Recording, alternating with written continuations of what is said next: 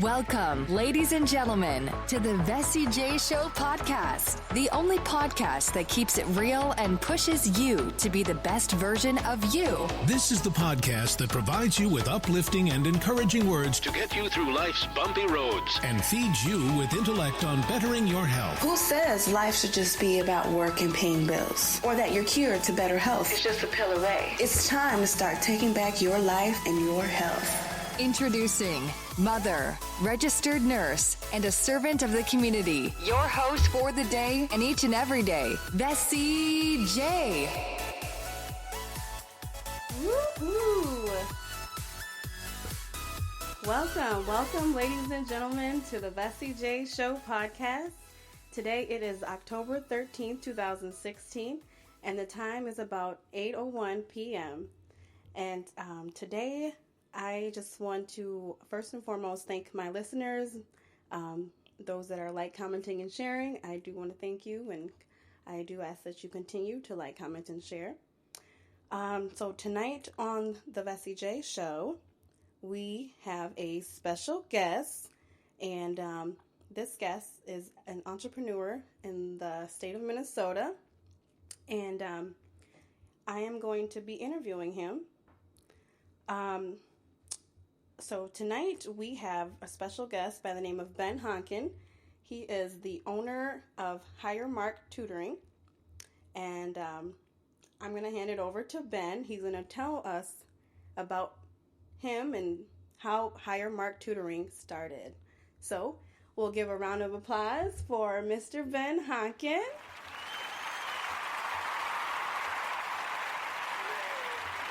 Yes. Thank you. And one thing, it's Higher Mark Tutors. Actually, Higher Mark Tutoring is another company that does the same thing, but they're actually down in Georgia. Oh, okay. Great. Sorry about that. Yeah, that's all good. So, Ben, tell us about you. Tell us about you and how Higher Mark Tutors, correct? Yep, Okay. Higher Mark Tutors. How that came to life. Yeah. So, I've been tutoring for about 7 years.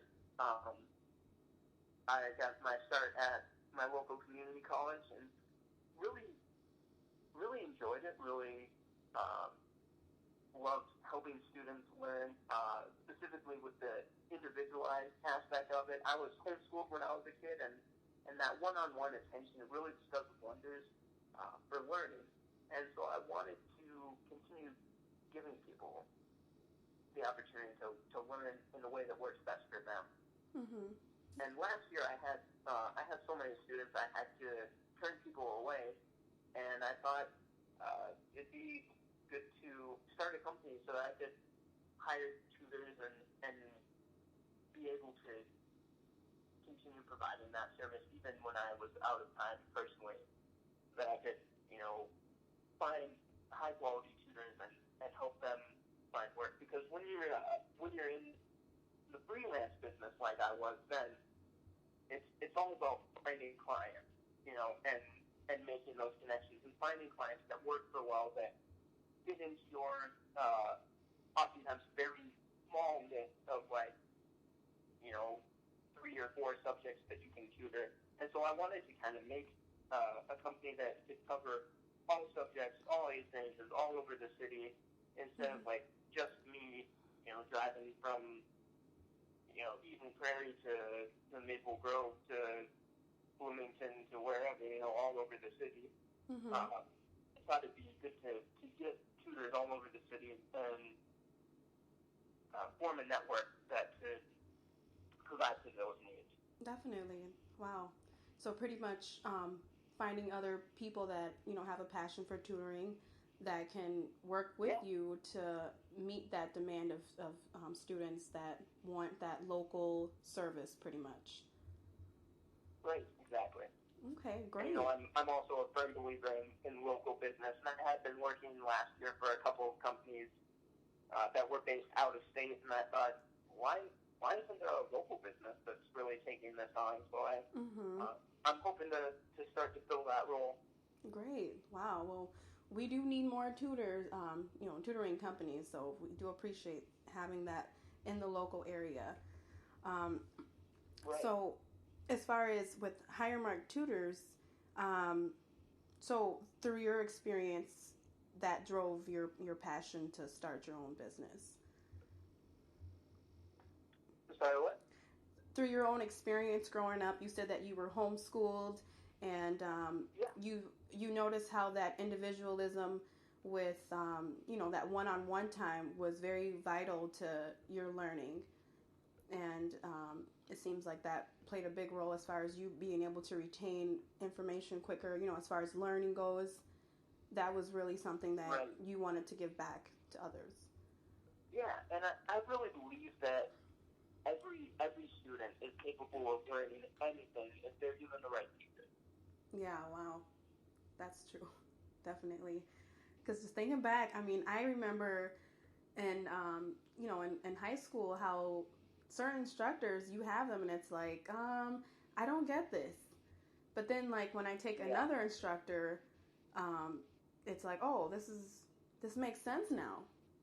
It's like the light bulb goes off. So and it really comes down to clarity and checking for understanding. Mm-hmm. And both of those things are really, really important, because if you're not clear, like, nobody's going to know what you're saying. But if you're not checking for understanding, you aren't catching those kids that are falling behind. And so that's why whenever I go over a new concept with a student personally, and I encourage all the students that work for me to do this, I show them something and I say, does that make sense? It's a simple question, and they'll say yes or no. And sometimes they'll say yes when you shouldn't, but you can kind of read that, and you say, okay, I want you to show me how to do what I just did, and if they get it, awesome, you move on. But if they don't get it, then you have that chance to say, okay, well, let me show you in a different way. Let me tell you in a different way. Let me go back and see like what parts you're getting hung up on, and really dig into those so that you can understand it. Definitely. So you're not just going along right with them, like, yeah, I get it, but you're actually asking for that that demonstration, that teach back. Right. Exactly. Great. Wow. So tell us. I mean, starting a business, I'm sure it's not a piece of cake. I mean, I'm sure there's loops and there's ups and downs. Can you tell us about basically how is it, owning your own company? I know that's a huge responsibility. Like, what advice are you, I guess, given to young people in general regarding business ownership? Yeah, well, I remember when I was talking about starting this up, I think I said to my wife, oh, how hard could it be? I'm really, really kind of eating those words. It's certainly a lot of work. There's so many things you don't have to think about as a freelance agent that you do when you start a company. You have to think about paperwork and insurance and filing for LLC status and getting your website up and running and your systems and hiring and background checks and like everything. Yeah. It's crazy. And marketing and how you're going to do everything. There's so much on your plate. There's so many things that I just didn't have experience doing before. And things don't go the way that you expect them to. Which I've found true in all areas of life, but especially getting things up and running with my business, I found like, wow, this isn't quite taking off in this way where I hoped it was, the way that I hoped it would. But the most important thing is to figure out like what's the problem that I'm trying to solve right now. What is the next step that I need to do for my business? And you just do that, and you keep going. Yep. And when you hit a wall, which you will, if you're an entrepreneur and you're getting out there starting your business, you're gonna hit a lot of walls. Wow. But when you do, you have to say, okay, like, how do I get around this wall? And, you might try going one way and that won't work out, and try going another way and that won't work out. And it could be that you end up trying 4 or 5 different things before you find something that works, or even more. But the important thing is, if you're an entrepreneur, you just have to keep going have to. You have to keep driving and pushing through. Definitely. And I've heard a statistic. It's something like 80% of businesses will fail in the first year. And that's because you just keep hitting those walls. It's been tempting for me even to give up a number of times because, I'm hitting those walls. But I know that I can keep pushing through. I can keep coming up with creative solutions. I can keep adjusting and trying to find something that works for me. And that's what I've been doing. Definitely. Wow. That's amazing. I know with anything, you need that consistency and you need that, people in your corner that are going to push you and encourage you and to let you know that, the first step is you starting it. You've started it. Now it's you actually going out there and taking that first beating. That's just how it is. Like you said, 80% of businesses fail in the first year. That alone, and they only fail because people give up after they don't see the results. And I feel, I'm sorry, go ahead. Yeah. No, I was just going to say, you're not going to see those results right away. Very rarely, I can't think of a business model that's going to produce instant results. And if someone's trying to sell you on one, they're probably trying to take you for a ride. I know. It's there is no fast, easy money when it comes to entrepreneurial endeavors. At least as far as I can tell, you really have to put in the time and put in the hard work. And when you consistently show up every day and decide, to give it 100%, to keep pushing forward, to keep solving the problems, people are going to take notice of that. People are going to see that you are passionate about what you do, that you really want to provide a great service, and they're going to, and if they need that service, they're going to want it from you. Definitely. And that's how, even with me and my podcast, I started this June 23rd to be exact. And I was like, I don't know how to do it. I'm just starting out.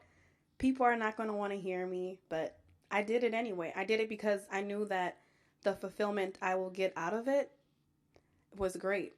And I didn't care if no one listened, to be honest. I was just wondering to get my voice out there.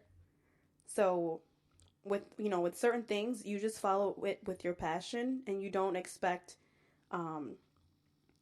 any type of gain with as far as money goes or anything, because your passion is going to lead you to where you need to be and you're going to get that reward in the end.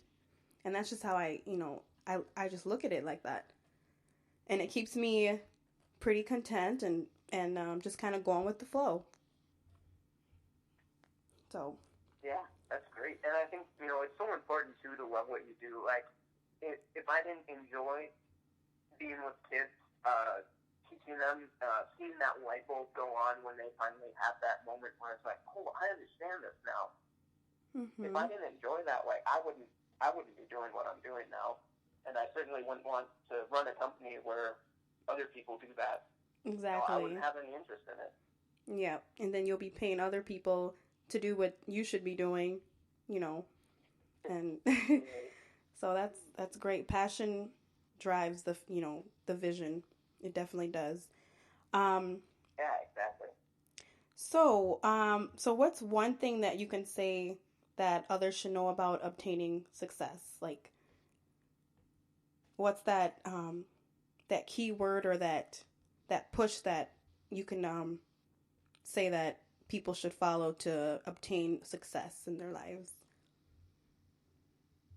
Well, for success, I would say it goes back to what I was just saying. Persevering through whatever walls you come up against. You have to figure out what's the best way to solve this problem. Mm-hmm. And for me, I was talking to a guy who started his own business recently, a locksmith guy. I am blanking on the name. I feel bad now. But he was talking to me about when he started up a couple of years ago, and I asked him what his advice would be, and one of the things he said to me was, find people that know what they're doing. When it comes to things that you need done, if you know how to do it, great, you go ahead and do it. But if you don't, pay someone else to do it. And I think on some level, that's great advice. When it came to my website, I have no idea what I'm doing with web design, so